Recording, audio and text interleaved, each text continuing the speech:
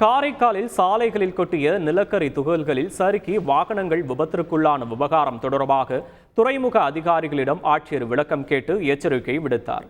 புதுச்சேரி மாநிலம் வாஞ்சூர் பகுதியில் அதானிக்கு சொந்தமான தனியார் துறைமுகத்திலிருந்து காரைக்கால் வழியாக அரியலூர், பெரம்பலூர், புதுச்சத்திரம் உள்ளிட்ட பகுதிகளுக்கு லாரிகளில் நிலக்கரி கொண்டு செல்லப்படுகிறது.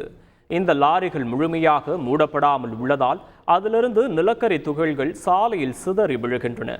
காரைக்கால் அம்பாள் சமுத்திரம் பகுதியில் நிலக்கரி அதிக அளவில் சாலையில் சிதறி கிடப்பதால் ஒரே நாளில் 10க்கும் மேற்பட்ட இருசக்கர வாகனங்கள் விபத்திற்குள்ளான சிசிடிவி காட்சிகள் சமூக வலைதளங்களில் வேகமாக பரவி அதிர்வலைகளை ஏற்படுத்தின.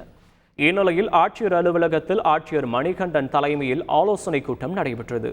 அப்போது பெரிய LED திரையில் விபத்து நடைபெற்ற சிசிடிவி காட்சிகளை ஒளிபரப்பு செய்து துறைமுக அதிகாரிகளிடம் ஆட்சியர் விளக்கம் கேட்டார்.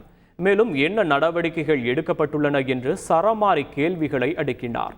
அத்துடன் துறைமுகம் அதிகாரிகளுக்கு எச்சரிக்கையும் விடுத்துள்ளார். சம்பவ இடத்திற்கு நேரில் சென்று ஆட்சியர் ஆய்வு மேற்கொண்டார். அது மேலே நடவடிக்கை எடுங்க, அங்கே ஸ்பாட்டுக்கு போங்கன்ட்டு பொதுப்பணித்துறைக்கும் உள்ளாட்சித்துறைக்கும் சொல்லியிருக்கிறோம். இனிமேல் அந்த தவறுகள் நடக்காது.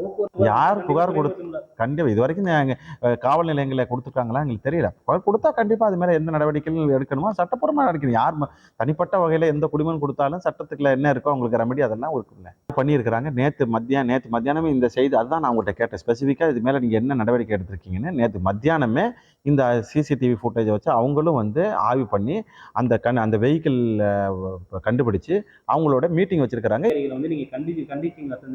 கண்டிப்பா எச்சரிக்கை விடுத்திருக்கிறது கண்டிச்சிருக்கிறோம். அவர்கள் அதை புரிஞ்சிருக்கிறாங்க. நம்மளுக்கே போர்ட் இங்கே இருக்கணும், அப்பதான் வளர்ச்சி வரும். அதே சமயத்தில் பொதுமக்களுக்கு பாதிப்பு வரக்கூடாது. யதார்த்த நிலையை அவங்களுக்கு சொல்லியிருக்கிறேன்.